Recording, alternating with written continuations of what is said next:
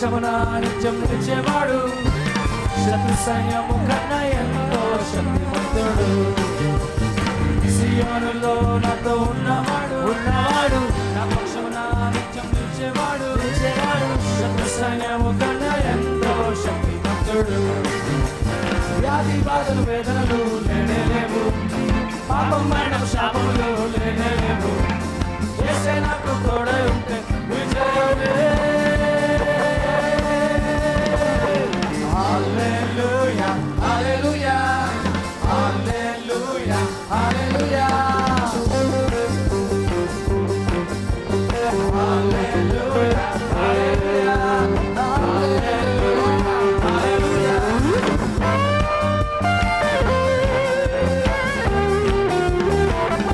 Jesus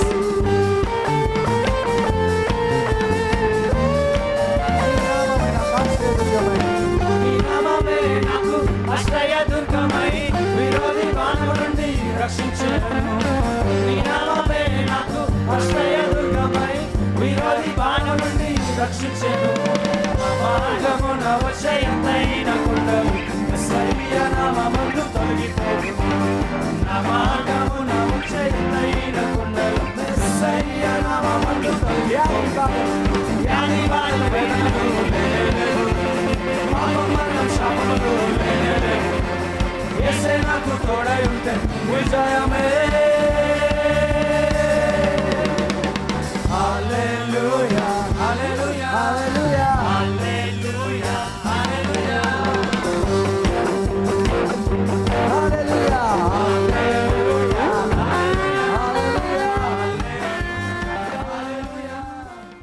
సహోదరుడు జనార్దన్, ఆయన జీవితంలో దేవుడు చాలా గొప్ప కార్యం చేశారు. తనకి మధ్యలో ఈ మధ్య కాలంలో ఒక చిన్న యాక్సిడెంట్ అయింది. దాన్ని బట్టి తన 2 మోకాల్లో తనకు దెబ్బ ఎక్కువగా తగిలింది. ఎముకలో ఏమైనా సమస్య వచ్చిందని చెప్పి వైద్యులు తెలియజేశారు. దాన్ని బట్టి ఈ సహోదరుడు చాలా నొప్పిని అనుభవిస్తున్నారు, సరిగా కూర్చోలేకపోతున్నారు, నడవలేకపోతున్నారు. తను కొంతకాల క్రితం మన సంఘానికి వచ్చినప్పుడు తను చాలా నొప్పితో మన సంఘానికి వచ్చారు. శుక్రవారం దినాన తను సర్వీస్లో ఉన్నంతసేపు కూడా తను కూర్చొని మాత్రమే ఉన్నారు. ఆ రోజు తన కొరకు ఒక ప్రత్యేకమైన మాట విడుదల చేయబడింది. మోకాల్లో ఒకవేళ యాక్సిడెంట్లో మీకు ఏమైనా సమస్య కలిగి ఉన్నట్లయితే దేవుడు మిమ్మల్ని స్వస్థపరుస్తున్నారు అనే మాటని పాస్టర్ గారు విడుదల చేసినప్పుడు తను ఆ రోజు తను అనుమానించారు, తను స్వీకరించలేకపోయారు. కారణం ఏంటంటే చాలా విపరీతమైన నొప్పి తను అనుభవిస్తున్నారు. ఇది సాధ్యమా అనుకున్నారు. ఆదివారం దినాన మళ్ళీ అదే మాటని దేవుడు పాస్టర్ గారి ద్వారా మళ్ళీ విడుదల చేయడం జరిగింది. ఈ సహోదరుడు ఆ రోజు విశ్వాసంతో ఆ మాటను పొందుకున్నారు, నిలబడి ఆ మాటను పొందుకున్నారు. తను వాస్తవానికి ఆదివారం సంఘానికి వచ్చినప్పుడు కుంటుతూ సంఘానికి వచ్చారు, చాలా నొప్పిని కలిగే సంఘానికి వచ్చారు. ఆ మాటను పొందుకుని తాను ప్రార్థన చేసి కూర్చున్న సరికల్లా తన మొక్కలో ఉన్నటువంటి నొప్పిని దేవుడు సంపూర్ణంగా స్వస్థపరిచారు. హల్లెలూయా. నువ్వు చిన్న పనిలో ఉండొచ్చు ఈరోజు, అది నీ గమ్యం కాదు, అది మొదటి మెట్టు. నీ గమ్యం దేన్ని కూడా నువ్వు దూషించకు, ఆ మెట్టును నువ్వు దూషించకు, తక్కువ చూపు చూడకు. దేవునికి స్తోత్రం చెప్ప, దేవా నేను ఇక్కడ ఉండి నాకు వస్తున్న దాన్ని బట్టి నీకు స్తోత్రం చెల్లిస్తున్నాను, నమ్మకంగా నా దశం భాగం ఇస్తున్నాను, నా యొక్క గమ్యాన్ని నాకు తెలియపరచు, నేను ఏమి చేయనై ఉన్నాను, నువ్వు ఏమి ఉద్దేశించావు నా పట్ల, నేను ఎలాగైనా సరే నా జనరేషన్ నా తరముకు నేను ఆశీర్వాదకరంగా ఉండాలి. హల్లెలూయా. నేను ఉట్టే అకౌంటెంట్ని కాదు, నేను అకౌంటెంట్ స్కూల్ని మొదలు పెడతాను. ఆమెన్. నేను ఉట్టి ఇంజనీర్ని కాదు, ఇంజనీరింగ్ కన్సల్టెన్సీ మొదలు పెడతాను. ఏ ఉద్యోగం చేస్తున్నా సరే నీకు ట్రైనింగ్ ఇచ్చాడు దేవుడు, స్కిల్ ఇచ్చాడు, ఎడ్యుకేషన్. దీన్ని నువ్వు ఎలా దేవుని యొక్క నడిపింపు ద్వారా దీన్ని ఎలా వాడి నువ్వు గ్లోబల్గా పెరగాలో ఆలోచించాలి. నేను ఇండియా నుంచి వచ్చానండి, నేను ఇండియన్ని, నాకు డబ్బు లేదు, ఇది నువ్వు ఎప్పుడు నీ డిసడ్వాంటేజ్ లేని వాటి మీద నువ్వు నీ ఉద్దేశం దృష్టి పెట్టకుండా నీకు దేవుడు ఉన్నాడని చెప్పే ఆ దృష్టి ఉంచుకొని దేవుడు అనుకున్నట్టయితే నీవు ఈ దేశం నుంచి లేచి అన్ని దేశాల కంటే పైన స్థితికి రాగలవు. హలో, దేవుడు నీకు తోడై ఉంటే. అందుకేమన్నా ఆయన స్వరమును మనం విని ఆ స్వరము ప్రకారంగా మనము నడవాలి. నీ యొక్క గమ్యము చేరడానికి ప్రాముఖ్యమైన విషయం ఏంటంటే ఆయన స్వరాన్ని వినాలి. చాలా గొప్ప జనుల యొక్క జీవితాల్లో గొప్ప ట్రాజడీ ఏంటంటే వారు ఎక్కడికి వెళ్తున్నారో వారికే తెలియదు. అంతా జనంతో పాటు అందరూ ఫ్రెండ్స్ ఇది చేస్తున్నారని నీవు అదే కోర్స్ చేస్తావు. అందరు ఫ్రెండ్స్ ఆ కంపెనీలో పనిచేస్తారు, నీవు ఆ కంపెనీలో పనిచేయడానికి ప్రయత్నం చేస్తావు. అలా కాదు, దేవునికి నీ పట్ల ప్రత్యేకమైనటువంటి ఉద్దేశం కలిగి ఉంది కాబట్టి దాన్ని తెలుసుకొని దాని ప్రకారంగా నువ్వు నడిచినప్పుడే నీవు దేవునికి ఆశీర్వాదంని గొప్పగా అనుభవించగలవు. గమనించండి, ఎప్పుడైనా దర్శనం ఏం చేస్తుందో తెలుసా? నీ గమ్యాన్ని చూపిస్తుంది. నువ్వు గమ్యాన్ని చూడగానే నువ్వు ఆటోమేటిక్గా నీ గమ్యం చేరలేవు. ఆ దేవుని యొక్క నడిపింపు ద్వారానే నీవు అక్కడికి చేరగలవు. ఎక్సడస్ అంటే నిర్గమకాండం 13వ అధ్యాయం 17-18 వచనాలు చదువుదాం.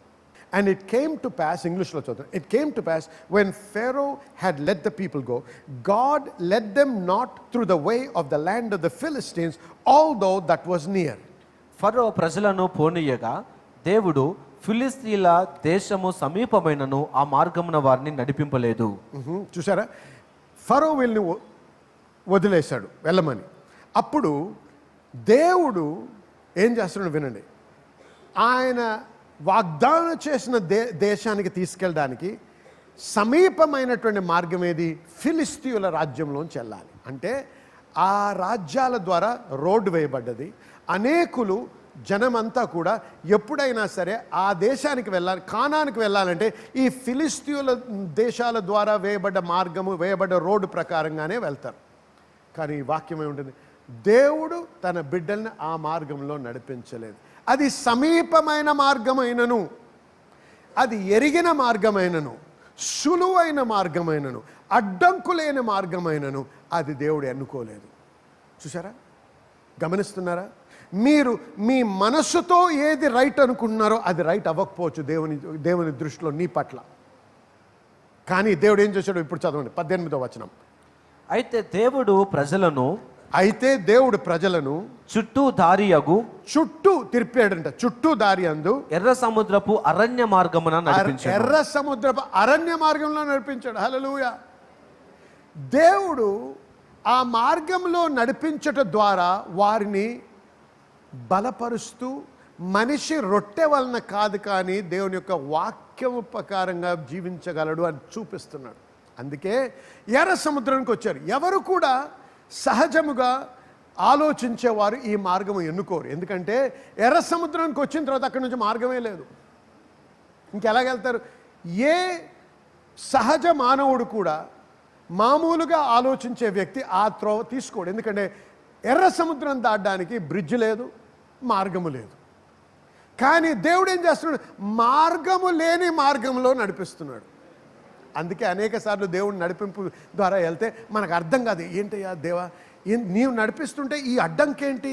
ఆ అడ్డంకు ఆయన కావలసుకొని తెచ్చాడు. ఎందుకో తెలుసా? ఆయన మహిమను నీ పట్ల చూపించడానికి. అక్కడ వచ్చిన తర్వాత ఏం చేశాడు దేవుడు? ఎర్ర సముద్రాన్ని పాయలుగా చేసి ఎండిన భూమి మీద వారిని నడిపించాడు. ఏం చూపించాడు? ఇటువంటి దేవుడు ఈ లోకంలో లేడు అని చూపించాడు. అలాగే ఆయన మీకు తోడై ఉంటే ఏ సముద్రము కూడా మిమ్మల్ని ఆటంకపరచలేదు అని చూపిస్తున్నాడు. హల్లెలూయా. ఆయన స్వరానికి లోబడి నడిచినప్పుడు అనేకులు నడిచిన మార్గంలో మనం నడవకపోవచ్చు. ఆయన చూపించే మార్గంలో నడిచినప్పుడే మనము ఆశీర్వదించబడతాం. హల్లెలూయా, హల్లెలూయా. గమనించండి జనులారా, ఆయన నడిపింపు ప్రకారంగా నడిచినప్పుడు మనం ఆశీర్వదించబడతాం.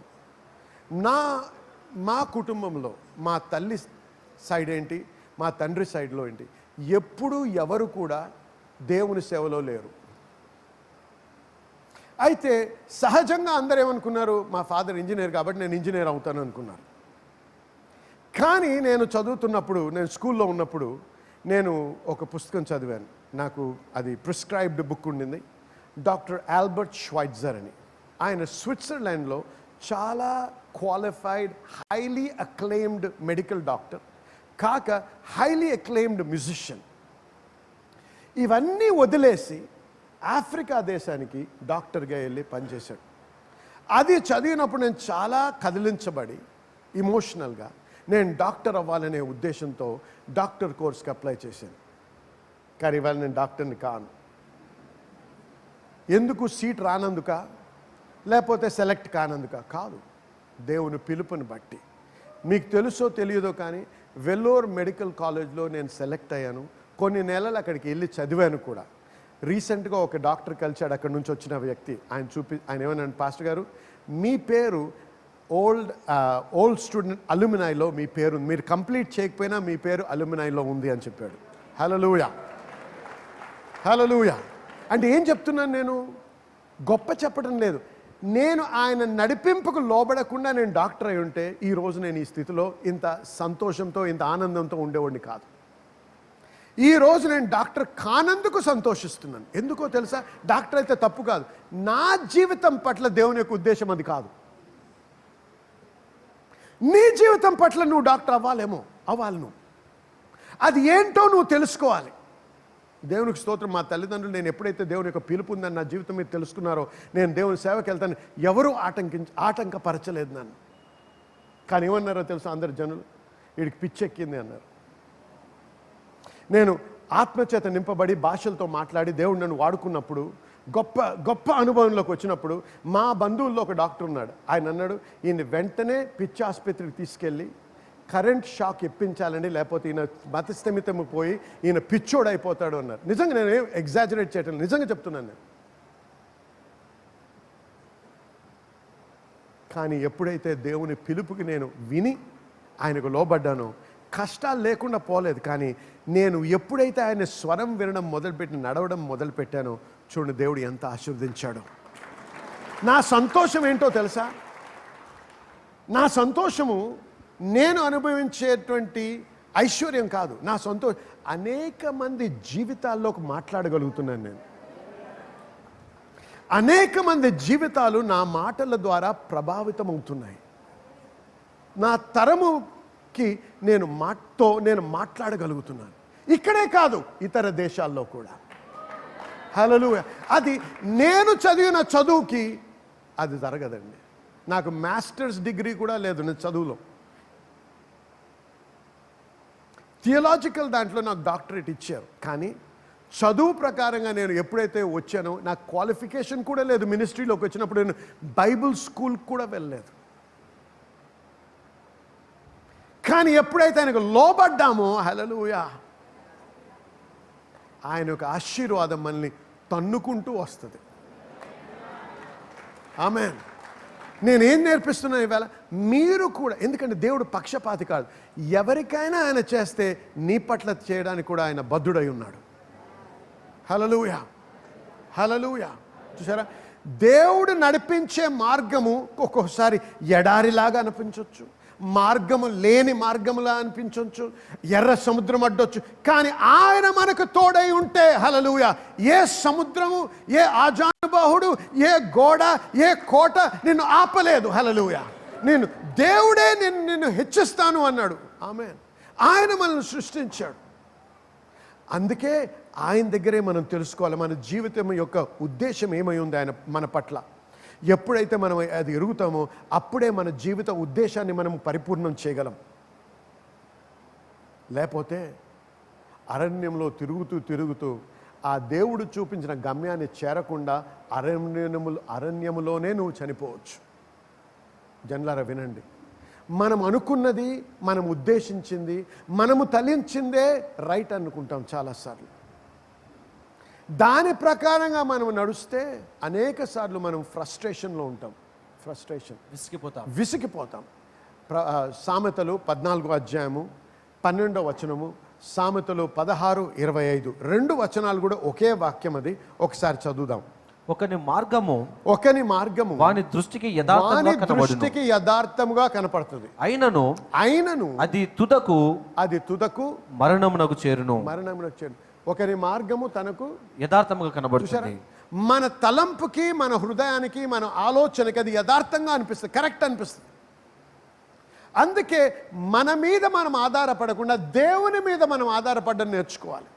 దేవా, ఇది చూసినట్టయితే కరెక్ట్ అనిపిస్తుంది, కానీ ఇది నిజంగా నీ చిత్తమా కాదా, అది తెలుసుకోవాలి.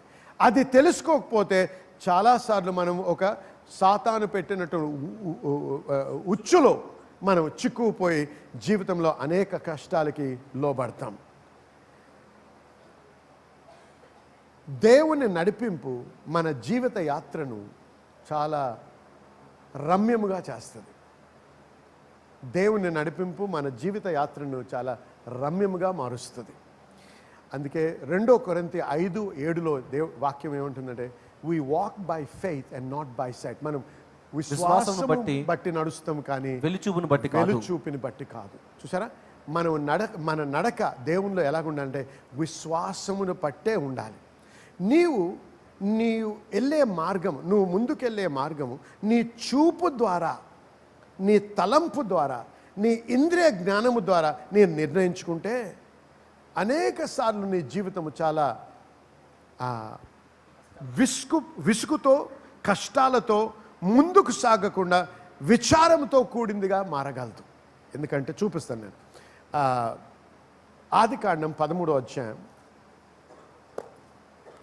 10వ వచనం ఒకసారి చూద్దాం. ఆదికాండం 13:10. లోతు తన కన్నులెత్తి చూడండి, ఆగండి.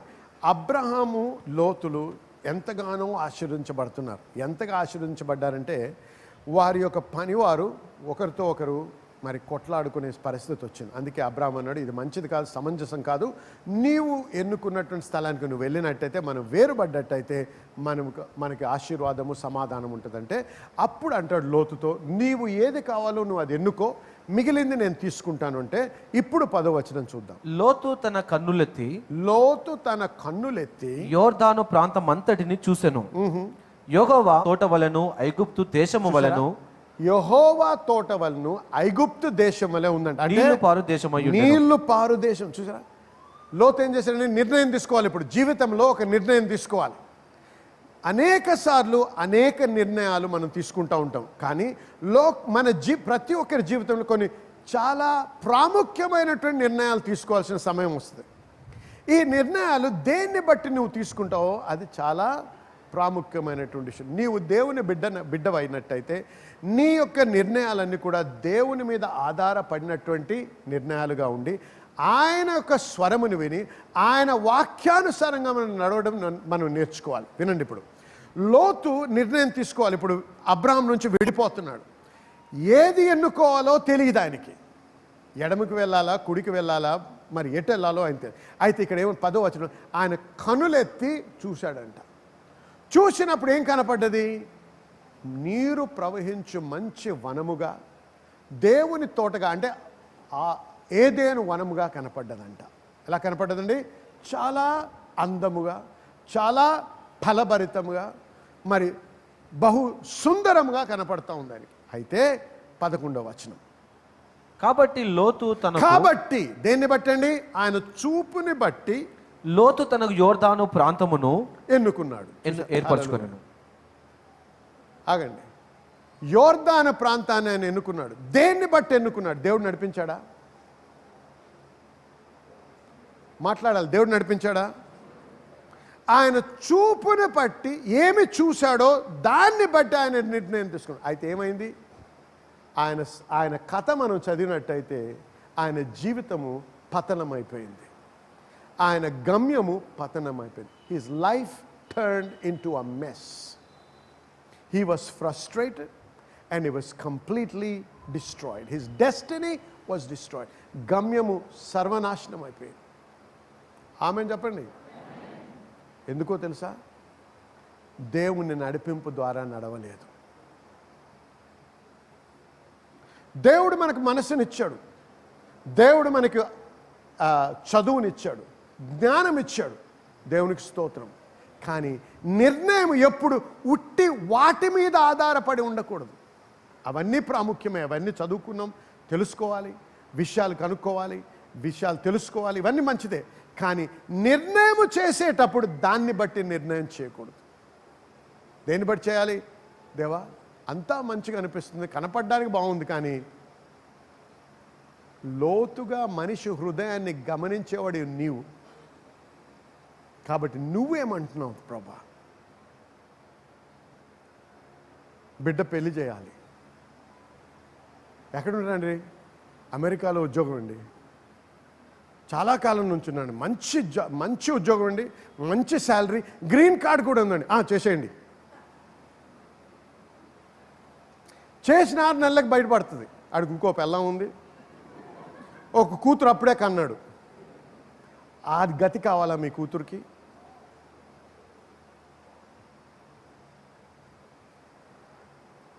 లేకపోతే అన్నీ బాగున్నాయి, చర్చ్కి వెళ్తాడంటే చర్చ్కి వెళ్తాడు, బాగునగానండి, మరి చర్చ్కి వెళ్తాడు, బాగునగాను, గ్రీన్ కార్డు ఉంది అన్నీ, ఇంకేం కావాలండి చేసేయండి. అప్పుడు తెలుస్తుంది వెళ్ళిన తర్వాత, అప్పుడప్పుడు ఎంత పుచ్చుకుంటాడంట, ఎంత పోయి ఎంతగా మారుతుంది. ఎంతగా మారినప్పుడు కళ్ళు కప్పుకుపోయి ఇంకొక ఆమెని పక్కన వేసుకొని తెచ్చుకుంటాడు. ఆ గతి కావాలా మీ బిడ్డకి?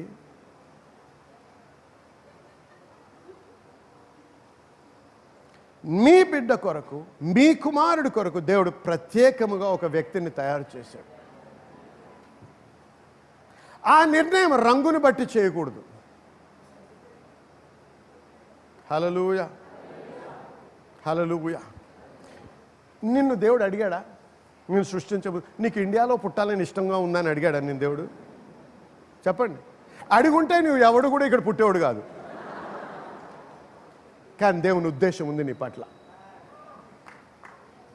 నిన్ను అడిగాడా దేవుడు? నీకు తెల్ల తోలు కావాలా, నల్ల తోలు కావాలా, చామన్ చాయ్ తోలు కావాలని అడిగాడా? ఇచ్చాడు. ఎందుకు ఇచ్చాడు? ఈ తోలు రంగులోనే నువ్వు బాగుంటావు కాబట్టి నువ్వు ఎందుకు ఆ క్రీముల మీద అంత డబ్బు పెట్టి నల్లగా ఉన్నవాడి తెల్లగా అవ్వాలని ప్రయత్నం చేస్తున్నారు? ఇంతకాలం ఆడవాళ్ళు చేశాడు, ఇప్పుడు కూడా చేస్తున్నాడు.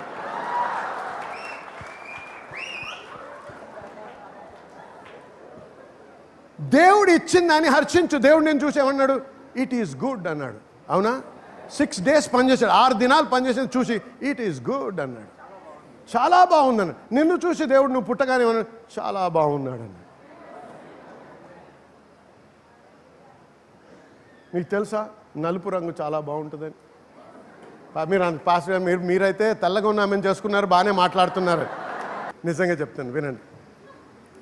నాకు వివాహం అవ్వకముందు నా భార్యకు కూడా ఖచ్చితంగా మేము ఎరిగాం దేవునిలో, ఇది ఈ వివాహం దేవుంది అని. చాలా అపోజిషన్ ఉండింది దీనికి, కానీ మాకు ఖచ్చితంగా దేవుడు చెప్పాడు, తెలుసుకున్నాం. అయితే దీని కాన్ఫర్మేషన్గా ఏమైందంటే, ఒకసారి నేను ఆస్ట్రేలియాలో అప్పటికి ఇంకా వివాహం పరిచర్య మీద వెళ్ళినప్పుడు ఇప్పుడు నా భార్య చర్చ్కు వచ్చినప్పుడు సడన్గా ఒక టీం వచ్చింది. ఎక్కడి నుంచో, అమెరికా నుంచి వచ్చింది ఆ టీము. ఆ టీం వచ్చినప్పుడు నా సంగతి కానీ, నేను ఎక్కడున్నానో కానీ, ఎందుకు ఆ సమయంలో అక్కడ చర్చ్లో ఉన్నానో లేనో ఏమీ తెలియదు వాళ్ళకి. తెచ్చిన తర్వాత ఆ సర్వీస్ అయిపోయిన తర్వాత ఒక యంగ్ లేడీ నా భార్య దగ్గరికి వెళ్ళి, నీవు ఈ సంఘ పాస్టర్ని వివాహం చేసుకొని ఉన్నావు, ఇప్పుడు ఆ పాస్టర్ ఇక్కడ లేడు, వేరే దేశాల్లో వాక్య పరిచర్యకి వెళ్ళాడు అని చెప్పింది. హల్లెలూయా. అది దేవుని యొక్క చిత్తమని, అది అంటే మాకు ముందుగా తెలిసినటువంటి విషయాన్ని దేవుడు స్థిరపరిచాడు ప్రవచనం ద్వారా. అందుకే నేను ఆనందిస్తున్నాను నా వివాహంలో. హల్లెలూయా. అందరికీ ఆ రకంగా నడిపించకపోవచ్చు, కానీ ఏదో ఒక రకంగా దేవుడు నడిపిస్తాడు. ఆమేన్. కాబట్టి తొందరపడి అనవసరమైనటువంటి తొందరబాటుతో అడుగులేసి తప్పుడు మార్గంలో వెళ్ళి, అప్పుడు దేవుడైతే ఎందుకు ఇలా చేస్తున్నాడు, నా కుటుంబం, దేవునికి నా మీద ప్రేమ ఉంటే నా భర్త ఎందుకు తాగుబోతుడయ్యాడు, నువ్వు తెలుసుకోలేదా? ముందు నువ్వు ప్రార్థన చేసి అడిగావా? వాడు నీకు నమ్మకంగా ఉంటాడని నీకు తెలుసా? ఎంతమందికి కౌన్సిల్ చేస్తున్నామండి, భార్యల భర్తకి నమ్మకంగా ఉండటం లేదు, భర్తలు భార్యకి నమ్మకంగా ఉండటం లేదు. అటువంటి గతి మీ పిల్లలకు కావాలా? ఆలోచించండి. ఇది ఉట్టి మాటలు, మతముకి సంబంధించిన మాట్లాడటం లేదు. నేను జీవితంలో ముందుకు సాగుతూ సంతోషంతో, ఆనందంతో దేవునికి ఒక సైన్, ఒక వండర్, ఒక అద్భుతముగా జీవిస్తూ అనేకులకి మార్గమును చూపిస్తూ దేవుని నమ్ముకున్నట్టయితే నీకు కష్టాలు వచ్చినా నువ్వు కష్టంలో ఎన్నడూ ఉండిపోవు. నీవు వరదలు వచ్చినా నువ్వు మునగవు, అగ్ని వచ్చినా నువ్వు కాలవు, కానీ నువ్వు ఉత్తీర్ణుడై బయటకు వస్తావు. హల్లెలూయా. సాక్షిగా నువ్వు బ్రతుకుతావు. దేవునికి స్తోత్రం. కానీ ఆయన స్వరమును వినాలి. ఆయన స్వరాన్ని అందరూ ఈ వ్యాపారం బాగుందని చెప్తే నువ్వు కూడా ఆ వ్యాపారంలో అడుగు పెడతావా? కాదు, ఆగు. అన్నీ బాగుండొచ్చు ప్రభా, కానీ నీ చిత్తం ఇది నా పట్ల ఉందా? ఈ వ్యాపారం నాకు సంబంధించిందా, లేకపోతే నీకు ఇంకేదైనా వేరే ఉద్దేశం ఉందా నా పట్ల? చెప్పు ప్రభువా, నీ చిత్తము తెలియపరచు ప్రభువా. ఆలోచన. నేను ప్రార్థన చేస్తున్న పాస్టర్ గారు నాకు దేవుడు మాట్లాడటం లేదు అంటే శ్రద్ధ చూపించటం లేదన్నమాట. శ్రద్ధగా రావాలి, సమయం గడపాలి. దేవుడు నీకు మెక్డానల్డ్స్ లాగా మైక్రోవేవ్ అవెన్ లాగా పనిచేయడు. వచ్చి ఇలా పెట్టి టక్ టక్ టక్ నొక్కగానే దేవుడు డెలివరీ ఇవ్వడు. దేవుడు ఎప్పుడు కూడా స్లో అండ్ పేషెంట్. రా కూర్చో అంటాడు, కొద్దిసేపు మాట్లాడతామంటాడు. కొద్దిసేపు అంటే దేవుని దృష్టిలో కొన్ని రోజులు అవ్వచ్చు అది. ఆమె కానీ ఆత్రపడొద్దు, తొందరపడొద్దు. స్వరమును విన్నట్టయితే నువ్వు భయపడాల్సిన అవసరమే. ఏ ఆటంకం వచ్చినా ఆయన నేను నిన్ను దీవిస్తాను అన్నాడు. కాబట్టి ఏ సాతాను కూడా ఆ దీవెన నిన్ను దొంగిలించలేదు. ఆమెన్, హల్లెలూయా. కాబట్టి జనులారా వినండి, యెహోవా మాట వినాలి, దేవుని స్వరము వినాలి అనే కాంక్ష మన హృదయంలో పెరగాలని ప్రార్థన చేయండి. దేవుణ్ణి గోజాడండి, దేవుని కనుక్కోండి, ఆయన స్వరమును వినండి, ఆయన నడిపింపుకు మీరు లోపడండి.